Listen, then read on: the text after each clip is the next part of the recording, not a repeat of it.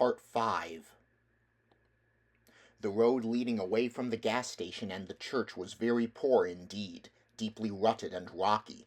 Eleanor's little car stumbled and bounced, reluctant to go farther into these unattractive hills, where the day seemed quickly drawing to an end under the thick, oppressive trees on either side. They do not really seem to have much traffic on this road, Eleanor thought wryly, turning the wheel quickly to avoid a particularly vicious rock ahead. 6 miles of this will not do the car any good, and for the first time in hours she thought of her sister and laughed. By now they would surely know that she had taken the car and gone, but they would not know where. They would be telling each other incredulously that they would never have suspected it of Eleanor. I would never have suspected it myself, she thought, laughing still. Everything is different. I am a new person, very far from home. In delay there lies no plenty. Present mirth hath present laughter. And she gasped as the car cracked against a rock and reeled back across the road with an ominous scraping somewhere beneath, but then gathered itself together valiantly and resumed its dogged climb. The tree branches brushed against the windshield, and it grew steadily darker. Hill House likes to make an entrance, she thought. I wonder if the sun ever shines along here. At last, with one final effort, the car cleared a tangle of dead leaves and small branches across the road, and came into a clearing by the gate of Hill House. Why am I here? She thought helplessly and at once. Why am I here? The gate was tall and ominous and heavy, set strongly into a stone wall which went off through the trees. Even from the car she could see the padlock and the chain that was twisted around and through the bars. Beyond the gate she could see only that the road continued, turned, shadowed on either side by the still, dark trees. Since the gate was so clearly locked and double-locked and chained and barred, who, she wondered, wants so badly to get in? She made no attempt to get out of her car, but pressed the horn, and the trees and the gate shuddered and withdrew slightly from the sound. After a minute she blew the horn again, and then saw a man coming toward her from inside the gate. He was as dark and unwelcoming as the padlock, and before he moved toward the gate he peered through the bars at her, scowling. "What do you want?" His voice was sharp, mean. "I want to come in, please. Please unlock the gate." "Who say?" "Why," she faltered.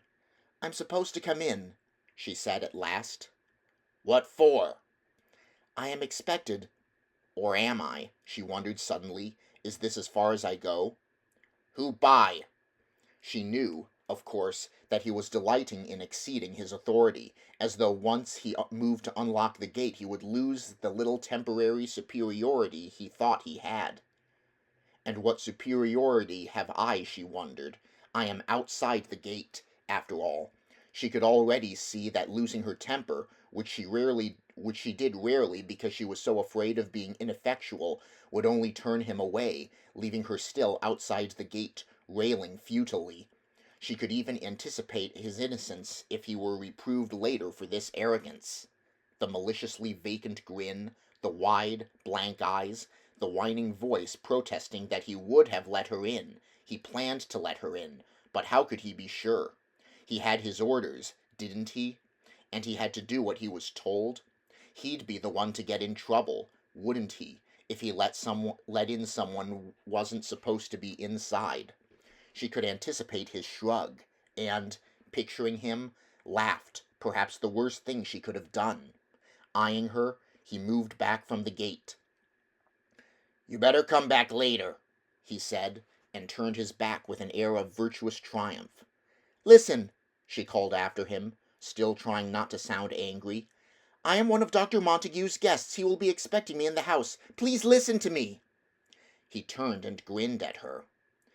"They couldn't rightly be expecting you," he said, "seeing as you're the only ones come, so far." "Do you mean that there's no one in the house?" "No one I know of. Maybe my wife getting it fixed up, so they couldn't be there exactly expecting you. Now could they?" She sat back against the car seat and closed her eyes. Hill House, she thought, you're as hard to get into as heaven. "I suppose you know what you're asking for, coming here." I suppose they told you back in the city? You hear anything about this place? I heard that I was invited here as a guest of Dr. Montague's. When you open the gates, I will go inside. I'll open them. I'm going to open them. I just want to be sure you know what's waiting for you in there. You ever been here before? One of the family, maybe? He looked at her now, peering through the bars, his jeering face one more barrier after padlock and chain. I can't let you in till I'm sure, can I? What did you say her name was? She sighed. Eleanor Vance. Not one of the family, then, I guess. You ever hear anything about this place? It's my chance, I suppose, she thought. I'm being given a last chance. I could turn my car around right here and now in front of these gates and go away from here, and no one would blame me. Anyone has a right to turn away. She put her head out through the car window and said with fury, "My name is Eleanor Vance. I am expected in Hill House. Unlock these gates at once." All right, all right. Deliberately, making a wholly unnecessary display of fitting the key and turning it, he opened the padlock and loosened the chain and swung the gates just wide enough for the car to come through. Eleanor moved the car slowly, but the alacrity with which he leaped to the side of the road made her think for a minute that he had perceived the fleeting impulse crossing her mind. She laughed, and then stopped the car because he was coming toward her. Safely, from the side. "You won't like it," he said. "You'll be sorry I ever opened that gate." "Out of the way, please," she said. "You've held me up long enough." "You think they could get anyone else to open this gate? You think anyone else would stay around here that long except me and my wife? You think we can't have things just about the way we want them, long as we stay around here and fix up the house and open the gates for all you city people think you know everything?" "Please get away from my car." She dared not admit to herself that he frightened her, for fear that he might perceive it. His nearness, leaning against the side of the car, was ugly, and his enormous resentment puzzled her. She had certainly made him open the gate for her, but did he think of the house and gardens inside as his own?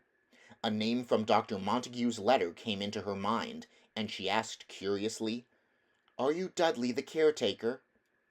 "Yes, I'm Dudley the caretaker." He mimicked her. "Who else you think would be around here?" The honest old family retainer, she thought, proud and loyal and thoroughly unpleasant. "You and your wife take care of the house all alone?" "Who else?" It was his boast, his curse, his refrain. She moved restlessly, afraid to draw away from him too obviously, and yet wanting, with small motions of starting the car, to make him stand aside. "I'm sure you'll be able to make us very comfortable, you and your wife," she said, putting a tone of finality into her voice. "Meanwhile, I'm very anxious to get to the house as soon as possible." He snickered disagreeably. "Me, now," he said. "Me, I don't hang around here after dark." Grinning, satisfied with himself, he stood away from the car, and Eleanor was grateful, although awkward starting the car under his eye. Perhaps he will keep popping out at me all along the drive, she thought, a sneering Cheshire cat, yelling each time that I should be happy to find anyone willing to hang around this place, until dark, anyway. To show that she was not at all affected by the thought of the face of Dudley the caretaker between the trees, she began to whistle, a little annoyed to find that the same tune still rang through her head. "Present mirth hath present laughter," and she told herself crossly that she must really make an effort to think of something else. She was sure that the rest of the words must be most unsuitable, to hide so stubbornly from her memory, and probably wholly disreputable to be caught singing on her arrival at Hill House. Over the trees, occasionally, between them and the hills, she caught glimpses of what must be the roofs, perhaps a tower, of Hill House. They made houses so oddly back when Hill House was built, she thought. They put towers and turrets and buttresses and wooden lace on them, even sometimes Gothic spires and gargoyles. Nothing was ever left undecorated. Perhaps Hill House has a tower, or a secret chamber, or even a passageway going off into the hills and probably used by smugglers. Although what could smugglers find to smuggle around these lonely hills? Perhaps I will encounter a devilishly handsome smuggler and... She turned her car onto the last stretch of straight drive leading her directly, face to face, to Hill House and, moving without thought, pressed her foot on the brake to stall the car, and sat, staring. The house was vile. She shivered and thought, the words coming freely into her mind, Hill House is vile. It is diseased. Get away from here at once.